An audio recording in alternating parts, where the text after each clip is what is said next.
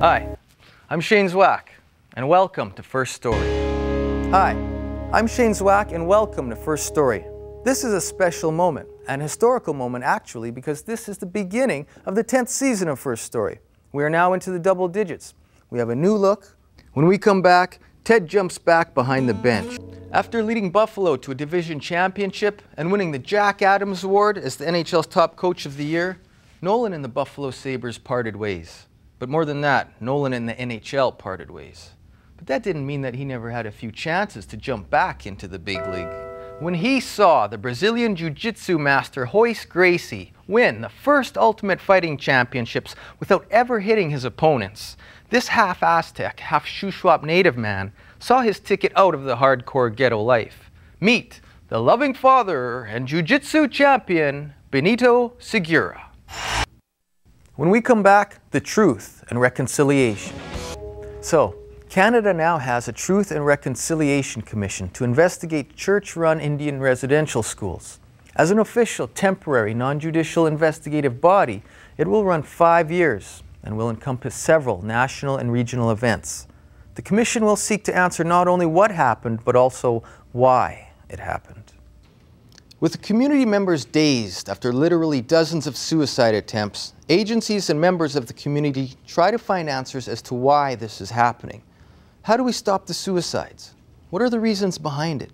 Next, we talk to the youth of this community to answer some of those questions. We will be right back with folk musician Leela Gilday. Growing up in a family band in Vancouver can get, well, old.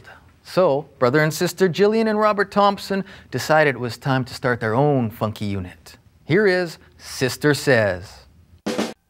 Wow, what a story. Talk about taking charge. But don't go away, we have more.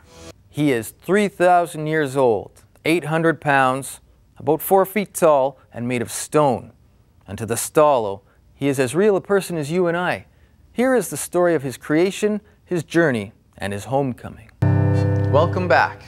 You go through 24 weeks of fitness, firearm, and driver training. You live under a strict code of dress, decorum, and drill. If you can handle it, you too could join the ranks of the RCMP. Before contact, North American Indians enjoyed trade, travel, and barter rights with other First Nations all over the continent. There was no US-Canadian border. Then, in 1794, a treaty between the newly formed USA and Great Britain was created, mainly to avert war. The Jay Treaty allowed Indian people the right to travel unfettered across the 49th parallel. Today, as the US's war on terror means ever tighter border security, that treaty right is being challenged, especially if you don't look Indian enough.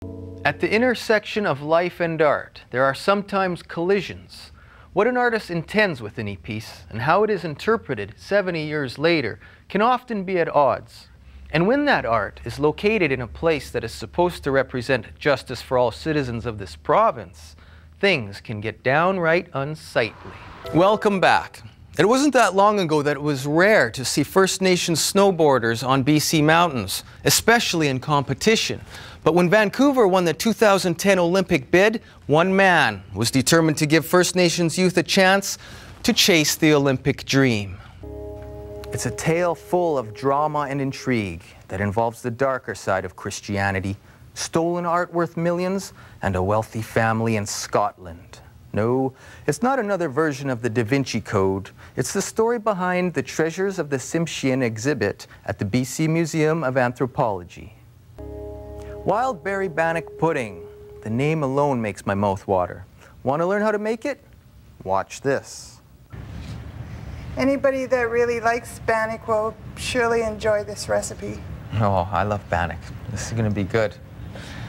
Well, I'd like to thank you, Annie, for coming down, Dolly, and sous chef Dakota, sharing these wonderful dishes with us. The wild berry bannock bread pudding, venison meatballs, the clam fritters. If anyone wants to try any of these great dishes, be sure to grab their cookbook, Where People Feast. And that's what we're gonna do right now. As a special treat to our viewers, we are giving away a copy of Where People Feast to, let's see, the 15th email to firststory@ctv.ca. Good luck, But stay tuned, we have more of First Story. One small step for a man, one giant leap for all First Nations. First Nations people love to socialize. From the Saturday night get-together to spiritual gatherings to the hundreds of powwows held every year across North America. Today, we meet some First Nations people that like to mix their socializing with a bit of salt air. When you go on a powwow cruise, be sure to bring your dancing moccasins and expect to be getting down with some of the world's best First Nations musicians. Thanks for joining us. We'll see you all next week in Indian country. Or is that First Nation country? Aboriginal country? Indigenous country.